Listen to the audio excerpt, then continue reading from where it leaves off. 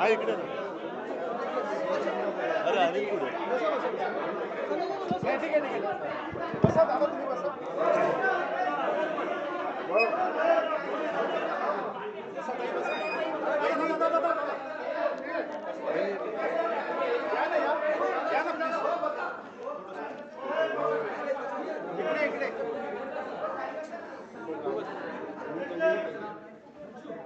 अरे फक्त अनिल अनिल आला तर बघ.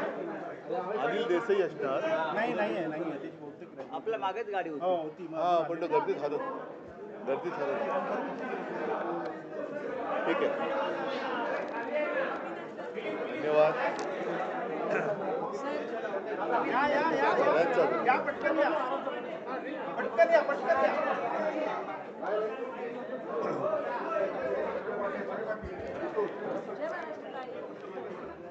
चल सुरू करा.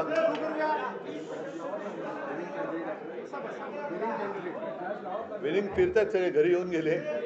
तुम्ही बोला, सुरू करा. थांबा एक मिनिट.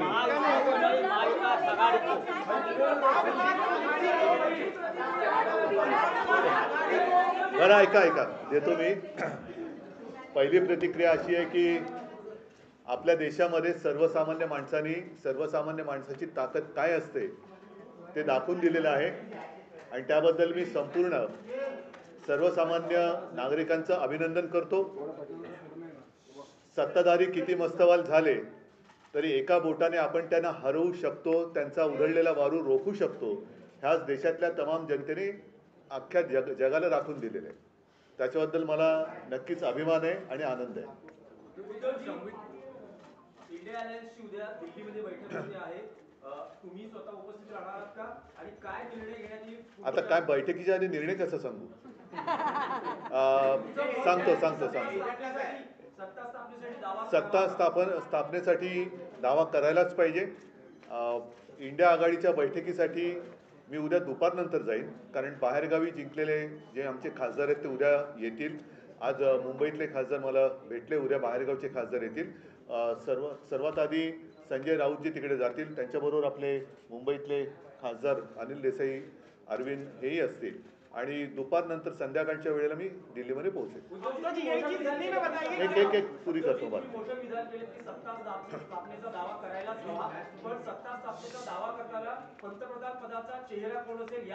त्याच्याबद्दलच उद्या बैठक होईल.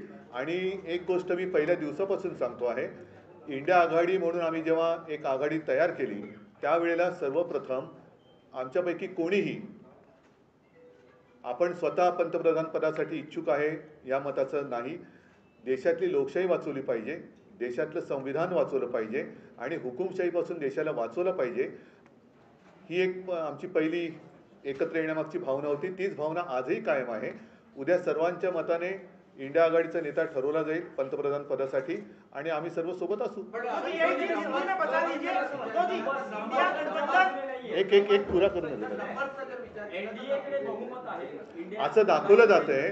परंतु अजूनही काही ठिकाणी जसं बिहार आहे, बिहारमध्ये मतमोजणी उशिरा सुरू झाली, तिचे निकाल अजून पूर्ण बाहेर यायचे आहेत. आणखीनही काही ठिकाणी छोटे जे घटक पक्ष आहेत त्यांना संपर्क सुरू आहे. एकूणच काय की ह्या जुलूम जबरदस्तीला सगळे जे कंटाळलेले आणि चिडलेले पक्ष आहेत, अपक्ष आहेत, हे इंडिया आघाडीमध्ये एकवटतील आणि हे पुन्हा एकदा जुलूम जबरदस्तीचं सरकार येऊ देणार नाहीत ह्याची खात्री घेतील. त्यांच्याशी काँग्रेसकडनं म्हणा, इतरांकडनं म्हणा बोलणी सुरू आहेत. परत एकदा सांगतो की चंद्रबाबू नायडूंना सुद्धा भाजप सरकारने काही कमी त्रास दिला नव्हता, नितीशना सुद्धा काही कमी त्रास दिला नाही. तर पुन्हा त्रास हवा का हा एक प्रश्न आहे. आणि मला खात्री आहे की एकदा हे गेलेलं सरकार उंबरठ्यावरती आहे ते उंबरठ्यावरनं बाहेर काढण्यासाठी सगळे जे यांच्या जुलूम जबरदस्तीला चिडलेले आणि कंटाळलेले लोक आहेत ते इंडिया आघाडीत येतील. एक पुरा करतो, पुरा देतो आपको उत्तर देतो.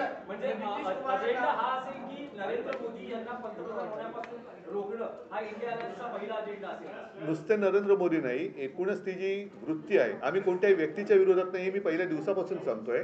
आम्ही वृत्तीच्या विरोधात आहोत. वृत्तीच्या विरोधात म्हटल्यानंतर हुकुमशाहीची वृत्ती, ही वृत्ती या देशामध्ये चालू द्यायची नाही हे आम्ही सगळ्यांनी ठरवलेलं आहे, सगळ्या देशभक्तांनी ते ठरवलेलं आहे. एक मिनट, अभी थोड़े जरा सर, इंडिया गठबंधन कल क्या सत्ता स्थापना को लेकर एक्सप्लोर करने वाले ऑप्शंस और क्या पीएम पद के ऊपर भी आप चर्चा करेंगे? बिल्कुल करेंगे। और जैसे मैंने अभी अभी कहा कि जिस दिन हमारा गठबंधन हुआ इंडिया, उसी वक्त हम सारे लोगों ने तय किया था कि किसी व्यक्ति को लेकर नहीं, लेकिन ये जो तानाशाही है देश में उसको खत्म करना चाहिए, देश का संविधान बचाना चाहिए। फिर चाहे सब मिलकर प्रधानमंत्री का उम्मीदवार हम तय कर सकते हैं, और मुझे लगता है कि कल वो हो जाएगा। नंबर्स की आंकड़े जो काफी कम है, ऐसे में क्या टीडीपी, जेडीयू अन्य दल है उन्हें जो भी लोग इनसे त्रस्त हैं वो सारे लोग हमारे साथ आएंगे, सारे देशभक्त हमारे साथ आएंगे।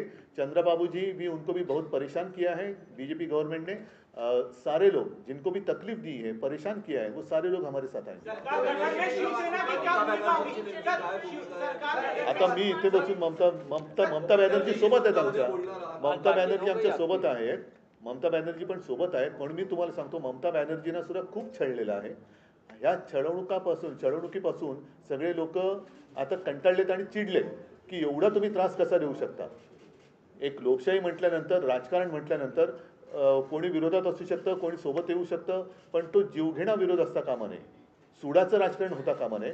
सुडाच्या राजकारणाला जे त्रासलेले आहेत सुडाच्या राजकारणाने, ते सगळे देशभक्त इंडिया आघाडीत येतील। सरकार गठन में शिवसेना की क्या भूमिका होगी? आप लोग मैंने जो बात कही उसमें और अलग भूमिका बताने की क्या आवश्यकता है? बातचीत करेंगे, आप खुद भी अन्य दलों से बातचीत बातचीत जरूर करूंगा। मेरी और ममता दीदी की बात हुई है और सारे लोग साथ थे और साथ रहेंगे। महाराष्ट्र में आज जो निकाल आया है, महाराष्ट्र में आज जो निकाल आया है, एमबीए को जितनी सीटें मिली है 2019 से मुकाबले में काफी ज्यादा है, कैसे इसको देखते हैं? एमवी महाराष्ट्र का रिजल्ट तो अच्छा ही है, लेकिन मुझे और कुछ सीटों की अपेक्षा थी, जरूर थी। 2-4 सीट्स, वैसे तो मुझे जितने हमने लड़ी थी 48, तो 48 के 48 हमें जीतना चाहिए था। उम्मीद तो वही थी, विश्वास भी था। ठीक है, कुछ जगह लग रहा है कि कुछ गड़बड़ हुई है क्या, ऐसी आशंका आ सकती है। जरी गडबड झाली असं तुम्हाला वाटतं? कारण उत्तर पश्चिम मध्ये आता जेव्हा मोजणी करण्यात आली, अमोल कीर्तीकर यांचा पराभव झाला आहे। अमोल कीर्तीकरांचा अजून पराभव जाहीर झालेला नाही, कारण तिकडे नक्की गडबड आहे। आम्ही विचार करतोय कदाचित ती निवडणूकच आम्ही चॅलेंज देऊ निवडणुकीला, कारण एकूणच गडबड घोटाळा दिसतोय तिकडे। पहिल्यांदा ईव्हीएम मध्ये काय मतमोजणी झाली, मग पोस्टरमध्ये काय, तर आम्ही अजून तिकडे तो विषय सुरू आहे, पण बहुतेक आम्ही ती निवडणूक चॅलेंज करू। उद्धवजी समाधानी आहेत का ज्या प्रकारे महाराष्ट्रात जागा महाविकास? नाही, मला तर 48च्या 48 पाहिजे होत्या, मला तर 48च्या 48 पाहिजे होत्या। काही ठिकाणी ठाणे असेल किंवा कोकण असेल, ठाणे आणि कोकण, मला नाही वाटत कोकण हा शिवसेनेपासून माझ्यापासून कोणी तोडू शकतो, त्याच्यामुळे कोकणचा पराभव हा अनाकल्य आहे आणि नक्कीच क्लेशकारक आहे। पण कोकणी माणूस असा कधी दगा देऊ शकत नाही। मला नाही वाटत तिकडे लोकांनी शिवसेनेच्या विरोधात मतदान, काहीतरी असू शकेल गडबड, बघायला लागेल। एक अयोध्या में बीजेपी की हार हुई है, प्रधानमंत्री वहां गए थे, राम मंदिर का बड़ा प्रधानमंत्री जी जहाँ जहाँ गए, महाराष्ट्र में जहाँ जहाँ आए थे, वो सारी जगह हार गए। और इसलिए मैं मेरी पब्लिक मीटिंग में कह रहा था कि प्रधानमंत्री जी और आने चाहिए महाराष्ट्र में। उन्होंने हर एक जगह पर मीटिंग ली होती तो हमारे लिए काफी अच्छा काम, हमारा प्रचार वही कर रहे थे। उद्धवजी, सांगलीमध्ये काँग्रेसने आपल्या उमेदवारासाठी काम केलं नाही असं दिसतंय। विशाल पाटील यांचा विजय झालेला आहे, तर सांगलीच्या बाबतीत तुमचं काय मत आहे? सांगलीच्या बाबतीमध्ये उघड दिसतंय, आघाडीचा धर्म पाळला गेला की नाही पाळला गेला बघतोय, आणि त्यानुसार आमची पुढची पावले ठरतील। महाविकास आघाडी स्वागत केलं जाईल विशाल पाटील जर नाही, बघू ना आता काय होते त्याच्यावरती। उद्धव जी, पिछले 2.5 वर्षों में जब से आपकी पार्टी तोड़ी गई या नाम छीना गया, पार्टी का चुनाव छीने चले, तब से लेके अब तक का जो यात्रा कैसी रही? क्योंकि इस तरह की जीत की अपेक्षा जो है बीजेपी की तरफ से कहा जाता है ये संभव नहीं है, लेकिन वो करके दिखाया आपने। मैं तो जितने सारे लोगों ने मुझ पर विश्वास दिखाया, उन सारे लोगों का दिल से धन्यवाद उनको देता हूं। और मैं तो कहता हूं कि अब तो लड़ाई की शुरुआत हुई है। आपने जैसे कहा कि पार्टी तोड़ी गई, छीनी गई, मेरा पार्टी सिंबल छीना गया। यहाँ तक कभी कहा जाता था कि मोदी जी का फोटो लगाकर हमने इलेक्शन जीती थी, उनको भी, मतलब मोदी जी को मेरे पिताजी का फोटो लगाकर इलेक्शन लड़ना पड़ा। और तो आप देखो, सारी बातें छीनने के बाद भी मैं तो खड़ा रहा, मेरा ऑपरेशन हुआ, सब कुछ हुआ, लेकिन मैं खड़ा रहा। इन लोगों ने मेरी आलोचना की, गाली गलौज की। मैंने कहा नहीं कि मैं तो रोज 5 किलो गालियाँ खाता हूँ जी वगैरह कुछ कहा नहीं, ना ही मैंने कहा कि मैं परमात्मा का अवतार हूँ। मैं तो हूँ कॉमन मैन हूँ, बाला साहब का और माँ का बेटा हूँ, और मैं तो लड़ा।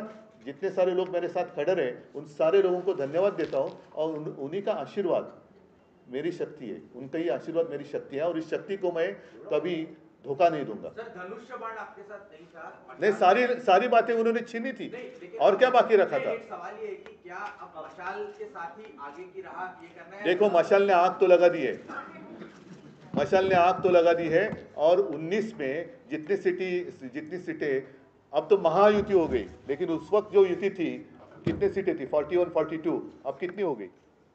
तो ये तो अभी असली नकली का पता चलेगा। और मुझे तो नकली संतान कहते हैं, वो खुद को अपनी माँ को भी मानने के लिए तैयार नहीं, अब तो कहते हैं कि परमात्मा ने भेजा है। मतलब नकली संतान है कोण? उद्धवजी, तुमच्या नेत्यांची जशी अन्य पक्षाच्या नेत्यांची बोलणी सुरू आहे, तशीच भाजप आणि मोदींकडूनही चंद्रबाबू नायडू आणि असतील ना, असतील, जरूर करावी त्यांनी, पण माझा प्रश्न हाच आहे की पुन्हा बोलणी कशासाठी करताय? पुन्हा छळायला? म्हणजे आम्ही सुद्धा त्यांच्यासोबत होतो, तरी सुद्धा त्यांनी आमच्या लोकांच्या मागे ईडी, इन्कम टॅक्स, सीबीआय आमच्याकडनं गद्दार फोडून घेतले, त्यांना उमेदवारी दिली, त्यांच्या प्रचारासाठी मोदी स्वतः आले. आता पुन्हा तोच सगळा प्रकार, त्याचाच तोच अनुभव चंद्रबाबू पुन्हा घेतील असं तुम्हाला म्हणायचं का? ज्यांच्यावरती धाडी टाकल्या, ज्यांच्यावरती दंडेलशाही वापरली, त्यांनी यंत्रणांचा दुरुपयोग केला, तो दुरुपयोग पुन्हा होण्यासाठी मोदींना पाठिंबा देणार का चंद्रबाबू? हा प्रश्न आहे. ट्विट केलेलं आहे, तिसऱ्यांदा मोदी पंतप्रधान आता होणार आहे, जनतेचं धन्यवाद वगैरे त्यांनी व्यक्त केले. आता जर का सामान्य माणूस असतंय मोदीजी, तर आपण असं म्हटलं की देव त्यांचं भलं करू, पण ते स्वतः देव म्हटलं तर कोण त्यांचं भलं करू मला काय बोलता येत नाही. चला, यांनी सम्राट चौधरी म्हणजे भाजपचे जे आहेत त्यांना भेटायला नकार दिलेला आहे. आणखी एकीकडे आता त्यांच्याशी सुरू असलेलं बोलणं, त्यांनी ज्या एनडीए गठबंधनमध्ये असताना तिथल्या भाजपच्या नेत्याला भेटायला दिलेला नकार, कसं बघताय तुम्ही याच्याकडे? मी अजून टीव्हीच नाही बघितलं, त्याच्यामुळे कसं बघणं